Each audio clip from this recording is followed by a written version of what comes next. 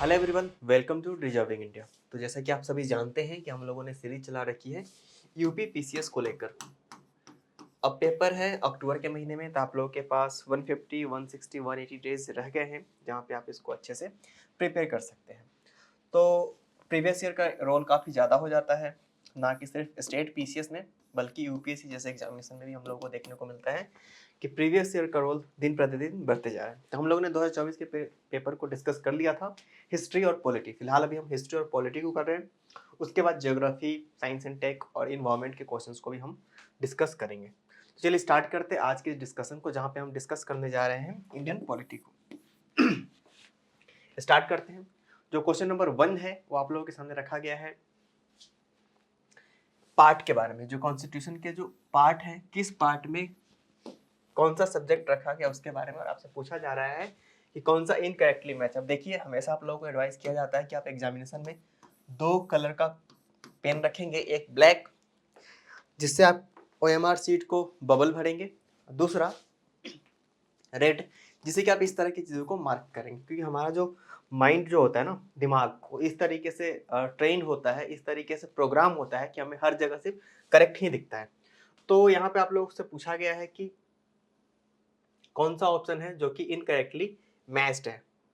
तो union territory के बारे में पूछा गया है आपसे, क्या पार्ट 8 में है, या फिर शेड्यूल एंड ट्राइबल एरियाज के बारे में पूछा गया क्या पार्ट 10 में है, या फिर ट्रिब्यूनल्स पार्ट 11, या फिर ऑफिशियल लैंग्वेज पार्ट 18।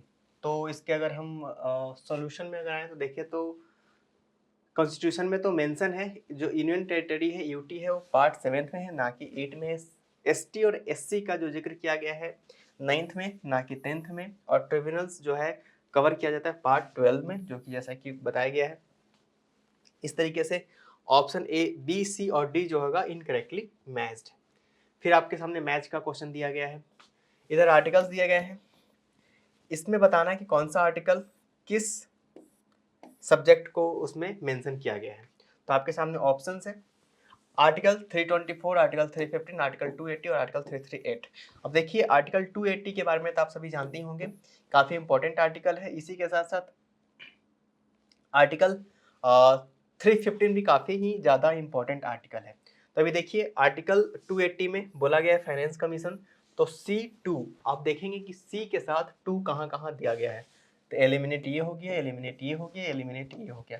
तो ऑब्वियस सी बात है, आप करेक्ट आंसर तक पहुँच गए। तो इस तरह के क्वेश्चंस की खासियत ये भी होती है ना कि अगर जैसे ही आप, माफ़ कीजिएगा, C4, एक मिनट, हाँ ठीक है।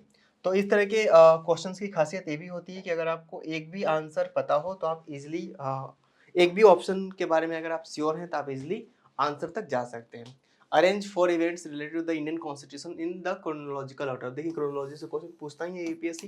तो 4 इवेंट दिया गया, पूछा गया कि कौन सा इवेंट सबसे पहले हुआ था। Appointment of the drafting committee, drafting committee का जो अपॉइंटमेंट है वो पहले हुआ था। आप लोगों को पता होना चाहिए कि ड्राफ्टिंग कमेटी के चेयरपर्सन कौन थे। इसी के साथ साथ Indian constitution was adopted and enacted, Indian constitution को अडॉप्ट किया गया था। कमेंसमेंट है इंडियन कॉन्स्टिट्यूशन का, और कॉन्स्टिट्यूशन असेंबली फर्स्ट मेट, जो कॉन्स्टिट्यूएंट असेंबली था वो पहली बार मिला था, वो कब हुआ था, ये सारे इवेंट्स आप लोगों से पूछे गए हैं। तो जो क्रोनोलॉजी होगा, option B is the correct answer. सबसे पहले 4 आएगा, फिर फर्स्ट आएगा, फिर थर्ड आएगा, उसके बाद 2 आएगा। तो option B is the correct answer. यहाँ पे अभी आप लोगों को एक्सप्लेनेशन देखने को मिल रहा होगा। 4 नंबर क्वेश्चन में आएंगे, वैलिडिटी के बारे में पूछा गया है कि declaration by the supreme court the vice press, माफ कीजिएगा, validity of the act perform by the vice president before and that day of declaration by the supreme court of India that the election is wide. The question ask which of the following statement correct. पूछा गया कि जो vice president का election होता है उनके बारे में 2 स्टेटमेंट दिया गया, उनमें से आप बताइएगा कि कौन सा स्टेटमेंट रॉन्ग है, कौन सा स्टेटमेंट राइट है।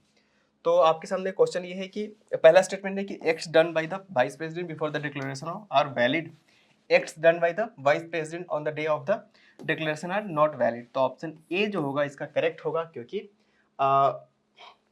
एक बार जब डिक्लेरेशन दे दिया जाता है तो उसको अब वैलिड मानेंगे। नेक्स्ट क्वेश्चन इसमें पूछा गया है कि लोकसभा की पहली महिला स्पीकर कौन थी। काफी इजी क्वेश्चन पूछा गया है आपके सामने। तो ऑप्शन है प्रतिभा सिंह पाटिल, उर्मिला सेन, मीरा कुमार और सुषमा स्वराज। तो ऑब्वियस सी बात है, मीरा कुमार यूपीए 2 में ये लोकसभा की स्पीकर थी। तो आप लोगों को ये वाली बात याद रखनी चाहिए। नेक्स्ट क्वेश्चन की तरफ चले। यहाँ पे दिया गया है कि फर्स्ट वुमेन स्पीकर कौन थी। उसके बाद माफ कीजिएगा, सुमित्रा महाजन भी उसके बाद लोकसभा की स्पीकर बनी थी। Identify which of the following pairs of schedules and their subject is correctly matched. बताया गया है कि किस शेड्यूल में किसकी बात करी गई है। आपके सामने कुछ क्वेश्चन शेड्यूल्स दिए गए हैं, उसके सब्जेक्ट्स दिए गए हैं। 8th शेड्यूल में लैंग्वेज को रखा गया है, करेक्ट है या फिर नहीं। Forms of auth and affirmation 3rd schedule. इसी के साथ साथ 9th शेड्यूल में allocation of seats in the council of states. 10th schedule में डिस्क्वालिफिकेशन की बात करी जा रही है।